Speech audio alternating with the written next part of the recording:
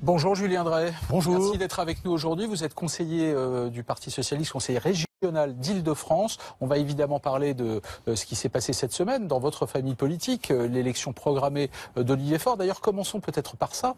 Il est le futur premier secrétaire du Parti Socialiste. Question toute simple, est-ce que c'est à vos yeux une bonne nouvelle? C'est une bonne nouvelle pour le Parti Socialiste. Il a enfin une direction, puisqu'avant nous fonctionnons sur la base d'une direction collégiale qui n'a pas d'ailleurs très bien fonctionné, qui n'a pas rempli totalement le rôle d'opposition qu'il fallait. Il y a maintenant une équipe qui va se former autour de lui. Ça veut dire que les conditions pour que le Parti Socialiste retrouve de la voix sont réunies. Bon, je rappelle que les choses soient claires, c'est pas l'élection d'un premier secrétaire qui sauve le Parti Socialiste de la crise dans laquelle il est. Le travail est devant nous. Je rappelle que vous aviez soutenu Stéphane Le Foll, qu'il a été assez nettement battu au premier tour, qu'il a fait le choix de se retirer. La question, elle est toute simple. Est-ce que Olivier Faure est en capacité aujourd'hui de rassembler toute la famille socialiste autour de lui? En tous les cas, c'est le défi qu'il s'est donné, puisque le thème essentiel de sa campagne à l'intérieur du Parti Socialiste, c'était le rassemblement. Et donc, il va maintenant être, je dirais, au pied du mur, c'est-à-dire dans une logique, effectivement, de prendre en considération, d'abord, la diversité, puisqu'il fait certes 50%, mais il y a 50% qui n'a pas voté pour lui. Et si vous voulez, la remarque qu'on peut se faire, c'est qu'il y a aujourd'hui plus de militants socialistes à l'extérieur du Parti Socialiste qu'à l'intérieur. Il n'y a quand même que 35 000 votants, ce qui est quand même un chiffre très faible, dans un débat qui a été très effectivement policé, puisque on voit bien que toute une partie de ce qu'on appelle l'appareil du Parti Socialiste, ses responsables locaux, a préféré un débat policé de rassemblement plutôt qu'une clarification. Donc les choses sont devant lui. Donc on peut lui souhaiter bonne chance, bon courage, parce que c'est un homme de qualité, qui a des qualités humaines incontestables. Je le connais depuis très longtemps. Il a un physique agréable, comme on dit. Souvent, je le poussais en disant qu'il était un peu une sorte de Georges Clooney de la politique. Mais en même temps, il a maintenant un véritable défi. Je vous propose qu'on l'écoute, le Georges Clooney de la politique. Vous allez voir ce qu'il disait justement à propos de son élection. Le premier de ces changements doit être notre capacité à dépasser les vieux clivages, offrir aux Français une vision nouvelle de ce que la gauche peut apporter au pays. Notre rassemblement n'est pas une option. En gros, on demande à Olivier Faure de faire ce que Mitterrand a fait il y a de très nombreuses années. Est-ce qu'il en est capable? Une partie, vous le disiez, des militants socialistes sont partis à l'extérieur, soit chez Macron, soit chez Benoît Hamon. Est-ce que ceux qui sont restés, qui par ailleurs ne sont pas tous d'accord les uns avec les autres, notamment sur la ligne économique et sociale, comment il fait, Olivier Faure, pour les mettre d'accord, tous ces gens-là? Je pense que la question qui est posée, elle est simple, c'est qu'il faut se mettre au travail. Se mettre au travail, c'est-à-dire réfléchir au monde tel qu'il est, tel qu'il a évolué, essayer de comprendre comment on peut peser sur le cours du monde, sur les affaires du monde, comme on dit, et définir à partir des principes qui sont les nôtres, c'est-à-dire ceux de justice sociale, d'égalité, une nouvelle identité des socialistes. C'est parce que nous représenterons une alternative au monde actuel que nous deviendrons ce qu'on appelle une forme d'alternance. Avant, nous étions une sorte de forme d'alternance naturelle. Quand un pouvoir échouait, eh bien, l'implantation locale du Parti Socialiste faisait qu'on se tournait vers lui. On voit bien qu'aujourd'hui, cette question n'est plus d'actualité, parce que l'alternance, elle peut se faire avec d'autres. Et d'ailleurs, il y a un risque démocratique. Donc, il faut recréer les conditions de cette alternance. Mais pour que nous créions ces conditions d'alternance, il va falloir représenter une alternative politique. Ça veut dire avoir des réponses concrètes aux problèmes qui sont posés, en termes de précarité, en termes d'explosion de cette financiarisation de l'économie, cette révolution numérique qui détruit toutes les relations sociales telles qu'elles existaient auparavant. Donc là, il y a un défi énorme, à commencer déjà par être capable de faire vivre l'Europe autrement que comme elle vit aujourd'hui. Je rappelle, le candidat que vous souteniez, Stéphane Le Foll, a été battu. Il était aussi, on imagine, soutenu par François Hollande. La page du hollandisme, là, c'est terminé. On passe à autre chose. Je vais vous faire une remarque. J'ai connu les deux ensemble aux côtés de François Hollande. Ils avaient le bureau là à côté de l'autre. Et en général, on commençait par le bureau de Stéphane et on continuait par le bureau d'Olivier. Donc, considérer qu'il y a une rupture dans l'élection d'Olivier Faure. Olivier Faure, c'est la continuité de François Hollande. Mais d'ailleurs, il l'assume lui-même. Il y a une part d'héritage. Il a fait partie de ces équipes-là. Alors qu'il y ait, certainement, d'ailleurs, ça a joué dans le vote, et il faut le reconnaître, l'envie de tourner la page ou l'envie de dépasser des clivages anciens, parce qu'il a été plus consensuel. Stéphane Le Foll s'était défini lui-même comme étant percutant. Il jouait plus la partie en rugbyman que, je dirais, en joueur de polo. Donc, on va voir maintenant comment les choses vont avancer. Mais la première question qui est posée et qui est simple, c'est évidemment de créer les conditions d'un Parti socialiste qui travaille, pas d'un Parti socialiste qui se replie sur lui-même. Parce que le danger le plus important pour le Parti socialiste aujourd'hui, c'est qu'il redevienne la vieille SFIO. C'est-à-dire que grosso modo 4 ou 5 fédérations, ce qui s'est un peu fait dans ce vote. Mais justement, c'est ce que dit le Congrès. C'est ce que dit Benoît Hamon aujourd'hui. On se préserve de toute confrontation avec la réalité et avec le monde réel. C'est ce que dit Benoît Hamon aujourd'hui dans le JDD. Je le cite, il appelle tous les responsables de gauche à taire leurs différends pour faire l'unité de la gauche. C'est un vœu pieux ou il a raison? Je ferai remarquer que quand on commence à appeler à l'unité par faire des scissions, c'est pas la meilleure des situations. Et donc, il est mal placé parce qu'il est sorti du Parti socialiste. Il est mal placé parce qu'il a fait, de mon point de vue, une campagne qui n'était pas bonne, alors qu'il avait fait une bonne campagne aux primaires. Vous voyez, je fais la distinction. Il a fait une mauvaise campagne au moment de la présidentielle, justement parce qu'il n'a pas su rassembler d'abord sa propre famille politique. Il n'a pas tendu la main à ceux qui n'étaient pas d'accord avec lui. Il s'est sectarisé, replié. Il a préféré jouer la société civile contre la réalité du Parti socialiste, et on a vu ce que ça a donné. Puis après, il a fait une scission du Parti socialiste, dont, excusez-moi, je ne trouve toujours pas les fondements, à part dire la maison est finie, je vais en faire une autre à côté. Bon, alors, si vous voulez, avec Benoît Hamon, j'ai un petit problème, c'est que j'ai l'impression que c'est un éternel jeune. Voilà, j'ai toujours l'impression d'avoir le dirigeant du MJS qui me regarde avec un petit air goguenard, qui me dit cause toujours, je vais te faire les poches par derrière, et je vois pas naître une sorte de maturité. Alors il fait un succès, il faut être honnête, en ce moment, dans les facultés, il fait une tournée, mais j'ai l'impression qu'il reste toujours l'éternel jeune. Alors c'est bien d'être jeune, mais à un moment donné, quand on est candidat à autre chose que être simplement le leader d'un mouvement de jeunesse, il faut être capable, notamment, de rassembler. Et rassembler, ça commence pas à donner des tartes et à scissionner. Le jeune militant, vous savez de quoi vous parlez, puisque vous avez suivi le même type de parcours. Oui, mais c'est parce que je me permets de faire cette remarque le concernant, qui est un peu, je dirais, agressive. Mais parce que à chaque fois que je le regarde et je parle avec lui, j'ai toujours l'impression d'avoir le Benoît Hamon que j'ai connu quand il était dirigeant du MJS, et avec lequel déjà je ne m'entendais pas bien, parce que j'avais toujours l'impression de me dire, toi, qu'est-ce que tu as derrière la tête? Alors justement, je voudrais qu'on revienne un peu à l'actualité. Moi, je suis extrêmement frappé. Je vois une actualité qui normalement devrait pas profiter à tous les partis de gauche.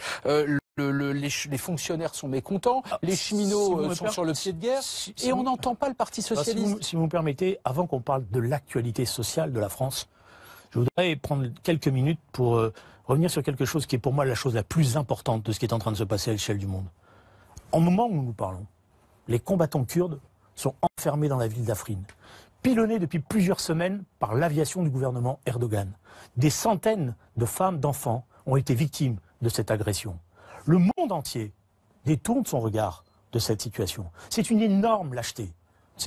C'est un scandale à l'échelle de la morale politique que nous représentons, inacceptable. Et je voudrais profiter du fait que vous m'avez invité pour dire à Emmanuel Macron, président, que je connais, que je respecte, même si j'ai des divergences avec lui, qu'il doit maintenant prendre toute la mesure de ce qui est en train de se passer. C'était le sens, si vous me permettez, de l'interview qu'a accordé François Hollande au début de la semaine au journal Le Monde. Est-ce que vous considérez qu'Emmanuel Macron ne fait pas suffisamment pour protéger les Kurdes? Je ne veux pas situer le débat sur l'agression de la Turquie sous une forme polémique ou sous une compétition entre un président ou un ancien président. Je ne crois pas que ce soit la question qui est posée. La question qui est posée, et il faut que Emmanuel Macron entende cela, ce n'est pas un esprit partisan. Je ne cherche pas une polémique. Parce que les Kurdes qui sont bombardés aujourd'hui sont ceux qui ont aidé la coalition à libérer Raqqa de Daesh, notamment. Parce que Jean-Yves Le Drian le sait parfaitement. Nos conseillers militaires sont encore présents dans un certain nombre de villes, notamment à Kobané.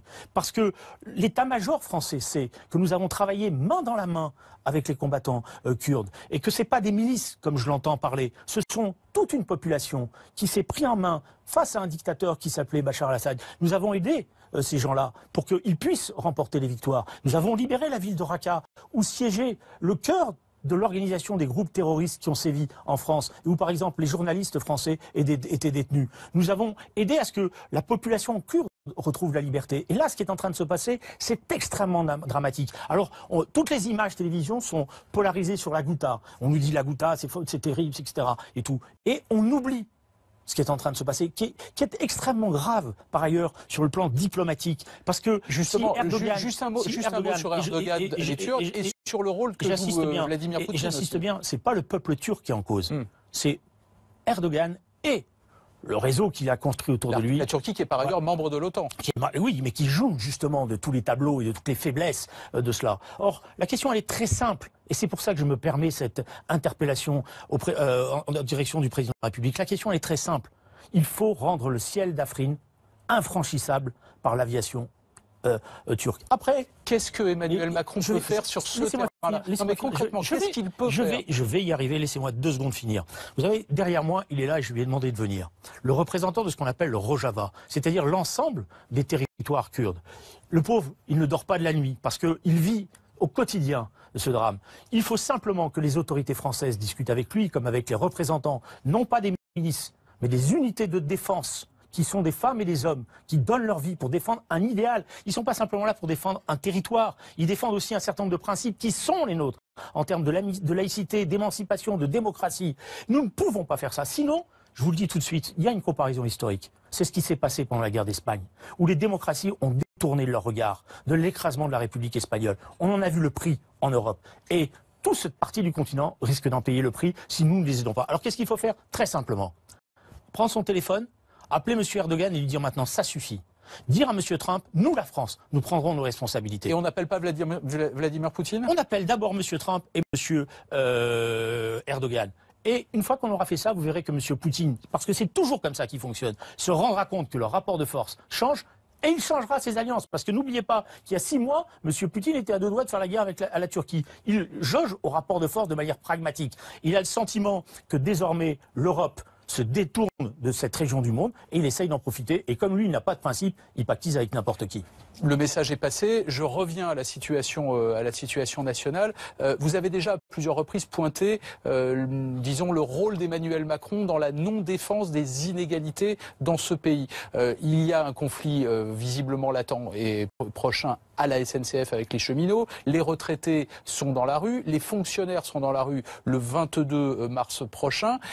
Quel message, là encore, vous pourriez faire passer, parce que le Parti socialiste, lui, est totalement inaudible. On ne l'entend pas en tant que tel. Je pense qu'à partir du congrès qui va se tenir dans quelques jours... Mais le congrès, c'est au mois d'avril, c'est le 4 avril prochain. L'actualité, c'est maintenant. D'ores et déjà, je crois savoir que le futur premier secrétaire sera présent sur les ondes demain matin. Et si je ne me trompe pas... Ici même, voilà, au micro de Jean-Jacques Bourdin. Il faut aussi le travail de service après-vente. Je pense que premièrement, nous devons dénoncer, évidemment, et dénoncer ce qui est en train de se préparer, qui est un mauvais coup pour le service public que représente le transport par le rail, qui, sur le fond, est dicté par une doctrine idéologique qui n'est pas fondée aujourd'hui. Il n'y a pas urgence à faire ce qui est en train d'être fait. Je trouve en plus que la méthode qui consiste, comme d'habitude, à pointer en avant une catégorie de salariés en essayant de faire naître le doute sur leurs avantages. Alors que quand on regarde la réalité des avantages, on se rend compte que c'est pas quelque chose d'essentiel ni de formidable. Cette volonté toujours de diviser pour pouvoir après mieux agresser n'est pas acceptable. Et donc c'est pas une bataille, je vous le dis tout de suite. La bataille qui va se livrer, la bataille du rail, comme on dit, c'est pas une bataille qui concerne simplement les cheminots. Ça nous concerne tous. C'est la qualité du service public qui est en cause. C'est la notion même de service public que nous avions préservé. Et de cohésion des territoires. Et de cohésion des territoires, évidemment, derrière. Parce que c'est ça le service public, c'est l'égalité sur tout le territoire. Et c'est la qualité du service qui est rendu. Que nous avions réussi à préserver au moment où avait été négociée l'ouverture à la concurrence dans le fameux traité de Nice, puisque nous avions réussi à intégrer à l'intérieur la notion d'intérêt général. Mais cette notion d'intérêt général, elle doit permettre de protéger nos services publics d'une concurrence pure et parfaite, comme ils disent, mais qui se traduit tout simplement, parce que c'est ça la réalité, par une privatisation. Et alors, on me dit, j'entends les députés En Marche me dire, mais pas du tout, pas de privatisation, c'est pas parce qu'on passe d'un établissement public à une société anonyme, etc. Mais j'entends aussi la petite musique qui dit, l'État ne prendra pas en charge la dette de la société.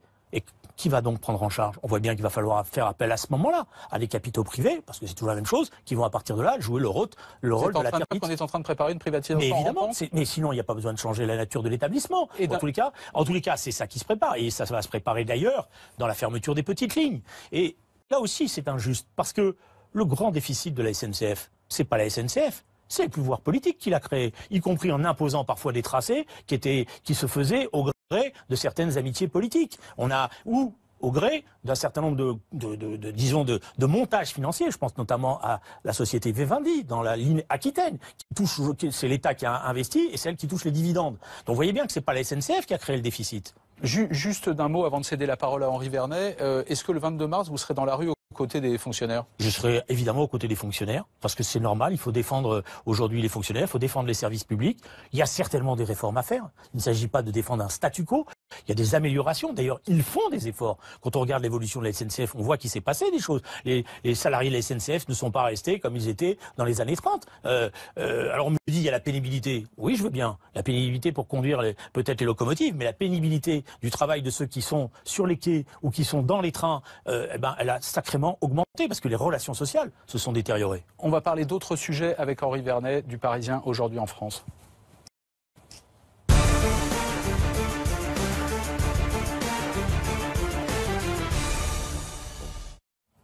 Rebonjour Henri Vernet, on va parler avec vous de sécurité et d'immigration notamment. Bonjour Julien Drey. Bonjour. Oui, je voulais parler du dossier des migrants. Ces derniers jours, Gérard Collomb était avec ses homologues ministres de l'Intérieur africains. Déjà, je vais vous arrêter une seconde. Parce que la question sémantique n'est pas une petite question. Ah, mais qu'est-ce qui vous fait croire qu'on le prend pour une petite question? Eh bien, je vais vous dire une chose. Ce ne sont pas des migrants pour l'essentiel. Ce sont d'abord et avant tout des réfugiés. Des réfugiés qui fuient des conflits. À Afrin, des milliers de civils sont aujourd'hui en train de fuir leur terre. Où va-t-on les mettre? Nulle part. Alors ils vont essayer de sortir de là. Et ils vont se tourner vers l'Europe. Vers l'Europe qui, par ailleurs, leur a dit « allez au combat ». Voilà. Donc déjà... Non mais vous avez raison. Déjà, je voudrais qu'on précise des choses. Nous ne sommes pas face à une vague migratoire classique, comme il y en a, parce que les déséquilibres, etc. Nous sommes face à des gens que nous avons plongés dans la guerre. En Libye, comme en Syrie, et qui aujourd'hui fuient cette guerre. Et ce qui est insupportable, c'est des choses qui, moi, me révoltent. Et je vais même vous dire une chose. Je trouve que la jeunesse de ce pays devrait prendre à son compte ces combats-là, comme ma génération l'a fait. Elle est en retard dans cette bataille. Je regarde la jeunesse... 50 ans après 68, elle devrait être beaucoup plus s'emparer de ces questions dans la rue. Je regarde avec admiration la jeunesse américaine qui est aujourd'hui en train de se mobiliser, qui va descendre dans la rue à Washington contre les armements. Et je me dis, où est la jeunesse française, celle que j'ai aimée, celle qui a su prendre ses responsabilités? Et alors vous dites quoi? Vous le regrettez, vous faites honte aujourd'hui la jeunesse? Oui, il y a quelque chose qui me pose problème. Et je le dis à mes propres enfants, hein, je leur dis, mais il faut vous bouger. Vous allez arrêter d'être égoïste, vous allez arrêter de penser qu'à vous. Alors ils me disent, mais on ne sait pas comment faire. Je dis, mais faites quelque chose. Faites tous quelque chose. Parce que vous ne trouvez pas... Moi, ça m'a révolté, franchement. Vous voyez, les quelques rares cheveux qui me restent se sont laissés ma tête. Une femme est en train d'accoucher dans le froid, dans la nuit, à Montgenèvre. Ouais. Et les services des douanes disent, ah ben non, elle n'a pas le droit de rentrer en France. Mais ça ne vous rappelle pas quelque chose? Dites-moi, ça vous rappelle quoi? Ça me rappelle la frontière suisse. Voilà, ça me rappelle la frontière suisse où on savait ce qui allait se passer et on disait non, la Suisse se protège. Eh bien, je crois effectivement qu'il y a aujourd'hui nécessité de se révolter. Vous établissez un lien entre la France d'Emmanuel Macron et la France des années 30, 40 J'établis pas un lien. Alors je vais d'autant moins l'établir que la dernière fois que je suis venu, j'ai eu le malheur d'employer le mot raf et tout de suite on m'a dit « Ah, scandale !» Je dis pas toute proportion gardée, mais sur le plan des principes moraux, c'est quand même un peu la même chose.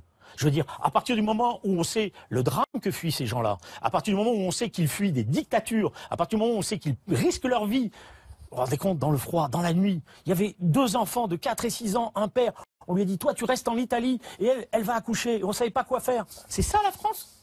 Et que les fonctionnaires eux-mêmes, alors j'ai vu le préfet dire, mais tout a bien fonctionné, ils ont fait leur travail. Mais je dis aux fonctionnaires, dans ces cas-là, votre devoir, c'est aussi de vous révolter et dire on ne fait pas ça. Vous les appelez à la désobéissance? C'est une forme de désobéissance qu'il faut aussi... Parce qu'à un moment donné, chacun est face à ses responsabilités. C'est toujours trop facile de dire c'est la faute aux autres ou c'est la faute au gouvernement. Chacun doit prendre. Parce que si les fonctionnaires disent à un moment donné, y compris au préfet, monsieur le préfet, on ne pouvait pas faire ça.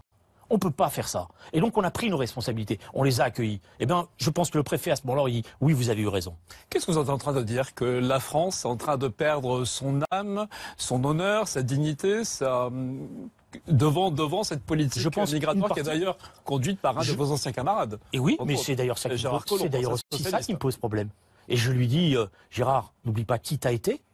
N'oublie pas ce que tu as fait. N'oublie pas les combats communs que nous avons menés. Alors je ne dis pas que c'est facile. Je ne dis pas qu'il ne faut pas effectivement mettre des règles, mais quand même, la question la plus importante, c'est de se rendre compte ce à quoi nous avons affaire. Et je dis bien ce à quoi nous avons affaire parce que nous avons une responsabilité. Pas simplement parce que ces gens sont là et arrivent, mais parce que nous portons une responsabilité. Nous sommes incapables de résoudre les conflits là où ils sont. Nous les avons même poussés au combat. C'était vrai. Julien Drey, pardonnez-moi, vous auriez pu tenir exactement le même discours pendant le quinquennat de François Hollande. Qu'est-ce qu'il y a de différent entre ce qui est fait aujourd'hui et ce qui a été fait dans les 5 ans précédents? Mais vous avez remarqué que je n'étais pas membre des gouvernements de François Hollande, et c'est pas simplement parce qu'on ne voulait pas me prendre, c'est aussi parce que j'avais des divergences. Et vous avez remarqué qu'au moment où M. Valls marquait ces choses-là, moi j'étais plutôt pour qu'on change de gouvernement.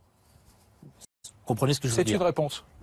Très bien. Alors, je reviens. Donc, vous avez raison sur un plan sémantique. Mais quand je parlais des migrants, eh bien, cela comprend également les réfugiés politiques, les réfugiés, ceux qui sont en demande d'asile politique en France, et ceux qui sont en effet des migrants économiques. Alors, je citais l'exemple de cette réunion, enfin, cette réunion récente au Niger, donc entre Gérard Collomb et ses homologues de plusieurs pays africains et quelques pays européens, sur le thème, voilà, maintenant on va maîtriser tout cela, on va maîtriser les réseaux de passeurs, on va, ce sont les mots de Gérard Collomb, barrer la route du Nord. Est-ce que selon vous, ça peut être une politique efficace? Qu'est-ce que ça peut On ne marcher? peut pas lutter contre les migrations telles qu'elles sont si on n'associe pas les gouvernements et les États. C'est à la racine qu'il faut s'en prendre. Et ça veut dire qu'il faut casser les réseaux de passeurs. Bah justement, là, pour et donc, c'est et tout le trafic. 300, Voilà. Si on arrive à trouver, et c'est là évidemment une tâche difficile, je le reconnais, à trouver les accords nécessaires à la coopération pour, je dirais, fabriquer des polices aux frontières compétentes. Parce que le problème, en général, c'est qu'il y a une telle corruption que ces polices ne font pas cela. Au contraire, même elles participent souvent au réseau, à ces réseaux-là. Donc il faut effectivement former ces policiers-là. Peut-être qu'il faut déléguer un certain nombre de policiers français pour mettre en place un système de contrôle. Mais en même temps, je renvoie à cette idée que je défends depuis plusieurs années. Je pense qu'on sera efficace le jour où on mettra en place une politique de quotas maîtrisée. La politique de quotas maîtrisée, c'est pas on prend ce qui nous arrange et on rejette les autres. La politique de quotas, c'est effectivement pouvoir dire au moins nous sommes capables d'accueillir une vraie quantité. Et quand nous les accueillons, nous donnons les moyens de bien les accueillir. Mais pas les concentrer, pas les concentrer. Quels seraient les critères pour ces quotas? Les critères économiques, parce que de toute manière, il y a des critères économiques qui existent, et puis des critères humanitaires. Quand Michel Rocard dit à l'époque nous ne pouvons pas accueillir toute la misère du monde, il y a un député qui lui dit, je l'ai raconté, et il a repris après, oui, mais prenons au moins notre part. Oui, bon, ça c'est moins sûr qu'il a repris ça. Bon, enfin, c'est l'éternel. Alors, tirons-en des leçons, disons cela. Et y compris, on peut dire même un certain nombre alors à ce moment-là, de migrants qui sont plus des réfugiés. On peut leur dire, il y a la possibilité de venir en France. Il y a des règles qui existent. Mettez-vous dans ces règles-là et vous allez peut-être y arriver. Si vous respectez pas ces règles, alors il n'y aura plus possibilité pour vous de venir en France. Voilà, c'est aussi un message qu'on doit donner au monde. Et quand vous dites ça, Julien Dresse, vous dire que la France, elle peut accueillir en gros combien de migrants, combien de réfugiés chaque année? Parce que c'est ça, si on parle de quotas, c'est également la question. Je rappelle que l'Allemagne en a accueilli plus d'1,1 million entre 2015 et 2016. Au moment où on a accueilli les migrants venant des conflits d'Asie, nous avons été capables d'accueillir en moins de 2 ans, presque 400 000. Là, vous parlez des boat people, fin des années 70. Voilà, 400 000. Il y a encore plein d'espaces en France où, quand les migrants arrivent, il se passe quelque chose et ça se passe souvent très bien. Au lieu de les concentrer tout le temps à Calais, à chaque fois qu'on a mis des points d'accueil en place, les migrants et les réfugiés, dans des petits villages, dans des petites structures, en général, la population, c'est la première à descendre quand on essaye d'expulser ces gens-là. Parce que ça se passe bien. Parce qu'en général, ces gens-là n'ont pas envie de détourner les lois françaises, ils ont plutôt envie d'avoir de la paix, de pouvoir avoir un toit et de pouvoir avoir une sécurité pour leurs enfants. Donc il y a certainement toujours des points noirs. Mais si on concentre ces points noirs sur les mêmes territoires, évidemment ça devient explosif. D'accord. Alors, cela dit, il y a des pays, vous avez cité, les pays qui sont d'où les migrants sont originaires, il y a également les pays de passage, et puis il y a par exemple le cas de la Libye, où beaucoup de migrants se retrouvent en attente d'avoir des passages avec des clandestins.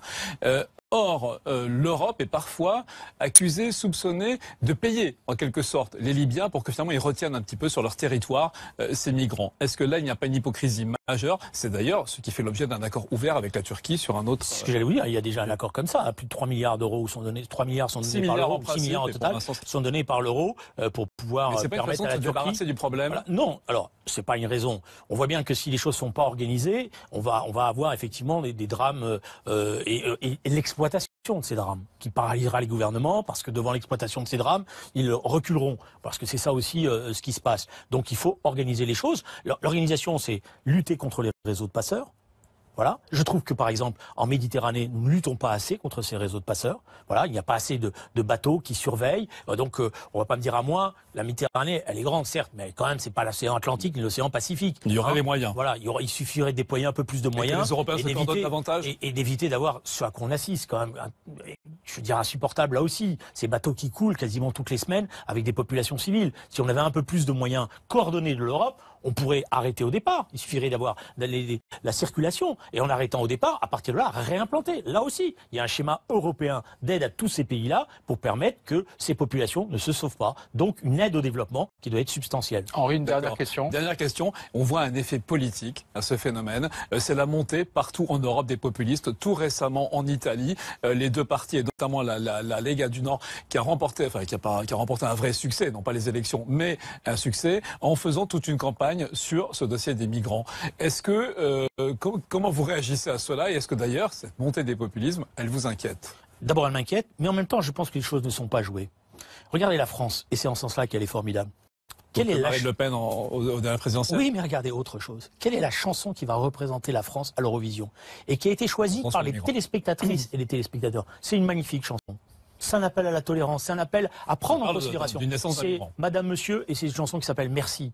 Et regardez le clip vidéo, et quand vous dites ça, vous dites, mais elle est belle la France. Et c'est le message que nous allons adresser à toute l'Europe pendant l'Eurovision. D'ailleurs, on va voir, je pense qu'un certain nombre de pays que je connais vont, eux, évidemment, pas voter pour nous, comme d'habitude. Mais c'est quand même un très beau message, et c'est une fierté d'avoir cette chanson-là comme étendard de la France. Donc la jeunesse, vous aimeriez qu'elle soit plus réactive. Moi, je pense que les forces de la générosité, de l'humanité sont toujours présentes dans la République française. Encore faut-il que les femmes et les hommes politiques aient le courage de les porter et de les défendre. Julien Drey, puisque vous parliez de chansons, est-ce que Bertrand Cantat a le droit de chanter encore?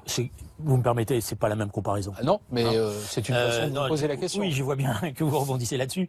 Écoutez, la justice est passée, donc on ne peut pas continuer en permanence. Maintenant, je l'ai déjà dit, si j'étais Monsieur Cantat, peut-être que je ne me précipiterais pas à faire des concerts dans le moment actuel et que je me ferais un peu oublier. Donc il a le droit, mais moralement, il vaudra mieux le silence. Du point de vue du droit, il a le droit. Du point de vue de la morale, je me serais mis un peu en retrait. Merci Henri. On va accueillir dans un instant Edwige Chevrillon. Elle va vous interroger sur l'économie, Julien Drey. À tout de suite.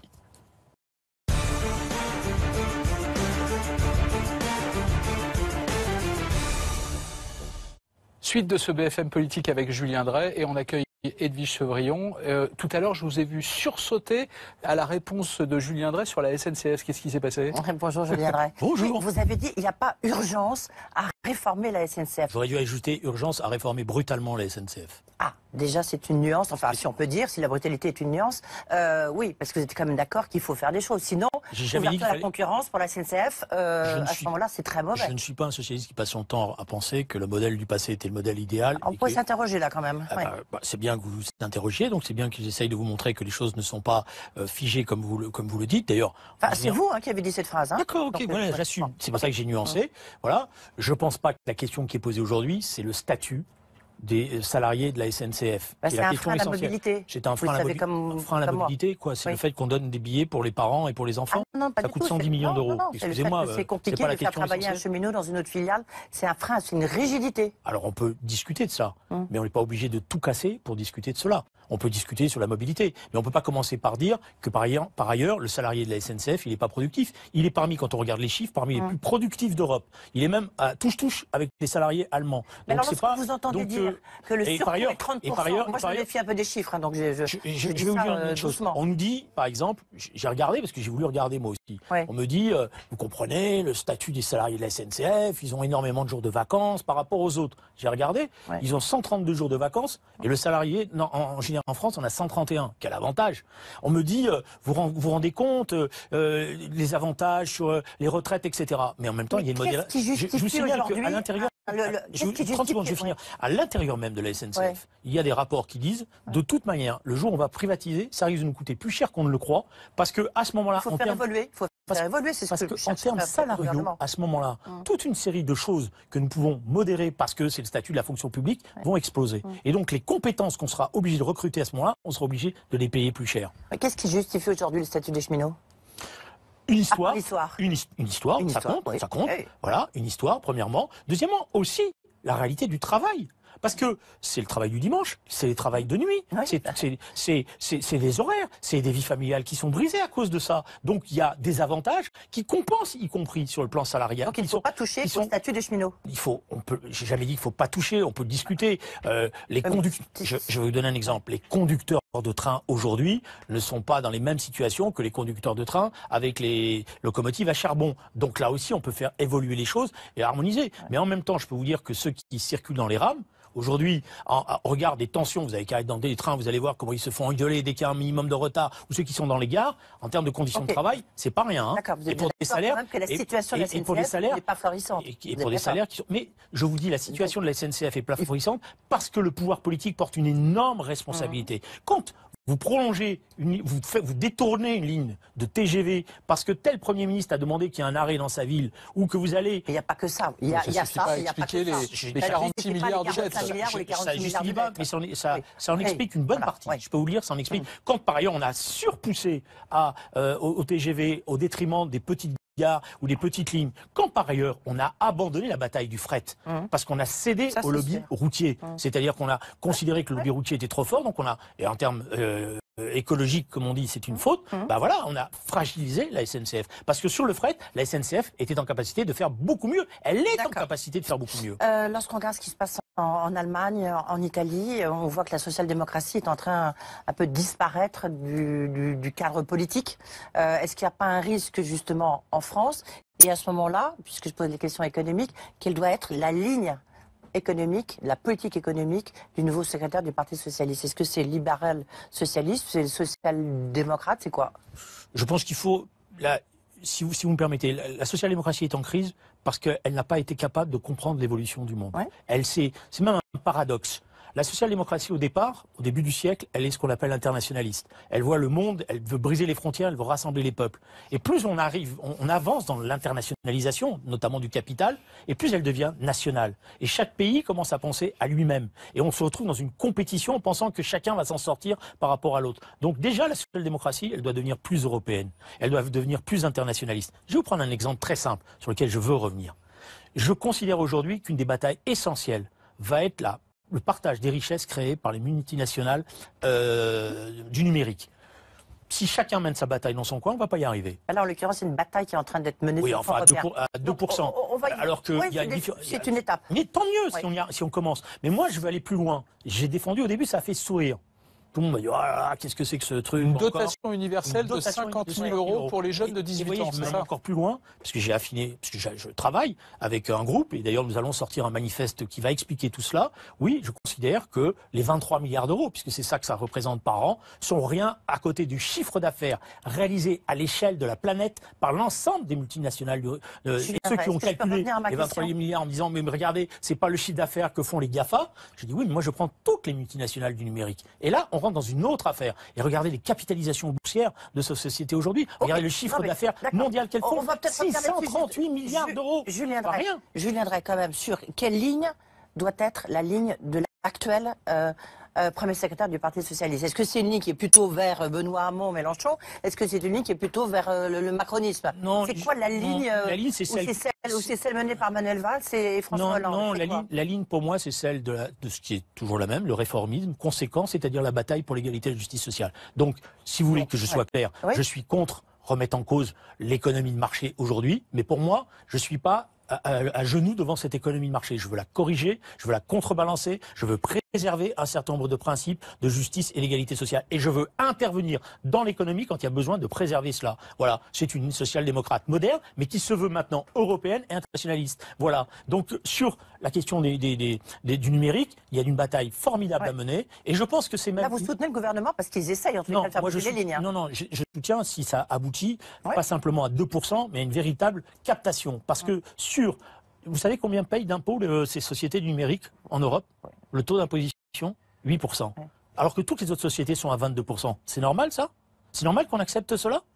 Voilà. Et d'ailleurs, il faut aller plus loin. C'est un combat qui est difficile à mener, vous le savez aussi bien que moi. Il n'est pas si difficile que ça. Il suffit de leur dire, si vous continuez comme ça, nous allons aider nous-mêmes à fabriquer des champions français. Oui, mais c'est trop tard. Non, on a essayé, ça existe. Vous avez Quant, par exemple. On peut laisser aussi bien que moi. Non, c'est pas trop tard. Ça existe, mais en tous les cas, c'est pas trop tard. Personne ici derrière vous n'utilise Quant, tout le monde utilise les GAFA. Parce qu'on n'a pas mis les moyens, mais si on met les moyens et on décide de le faire, on peut le faire, et on peut le faire très rapidement, parce que justement, comme ce sont des batailles de haut niveau technologique, nous avons, le potentiel en France pour le faire. Et nous avons plein de start-up qui sont prêts à le faire. Julien Drey, est-ce qu'il faut privatiser, toujours un peu les questions, mais c'est vrai la question d'actualité, est-ce qu'il faut privatiser le nombre de participations de l'État dans les entreprises françaises est beaucoup trop élevé. Est-ce qu'il faut céder des titres? Est-ce qu'il faut vraiment privatiser? Vous êtes quand même conseiller régional. Est-ce qu'il faut privatiser ADP? C'est ma question récurrente en ce moment. Edwige, vous me connaissez depuis longtemps. C'est un des avantages. Je suis celui qui a dit en 1989, c'est-à-dire il y a longtemps, que le fameux Nini de Mitterrand, ni nationalisé, était une bêtise. Et j'ai toujours défendu, j'ai toujours écrit qu'il fallait savoir et nationaliser et privatiser. Ce qu'a fait la gauche, du reste. Oui, la gauche, elle a d'abord et avant tout, c'est ça le problème, privatiser. Et les nationalisations, on les a attendues et on les a pas faites là où il fallait le faire. Et on les a fait, les nationalisations, on les a fait sous contrainte et en général, on les a fait en se bouchant le nez, en se disant pourvu qu'on s'en débarrasse. Donc on n'a pas été capable de mettre des entreprises performantes en les dotant, notamment la SNCF, mais ça a été le cas pour Alstom, où on leur a demandé d'acheter des trains, alors qu'on savait que c'était pas la question, et puis après on les a vite cédés aux Allemands. Sur ADP. Moi, je suis pas un fan du caractère public des aéroports. C'est pas une question essentielle. Bon, mais il y a une qualité. C'est pas essentiel. Non, c'est pas la question qui m'intéresse plus, c'est de préserver la compétitivité d'Air France, par exemple, et d'éviter qu'elle soit privatisée, et de la qualité du service qui est donné, et de faire que les parts de l'État permettent à Air France de continuer à être dans la compétition internationale. Donc, il y a une qualité de service qui peut se discuter. Ça me gêne pas s'il y a une cohabitation dans les aéroports entre la puissance publique et la puissance privée. Je pense qu'il faudra garder une partie de la puissance publique à l'intérieur des aéroports pour faire que la qualité du service public soit respectée. Julien Drey, merci d'être venu répondre à nos questions. Merci Edwige Chevrillon.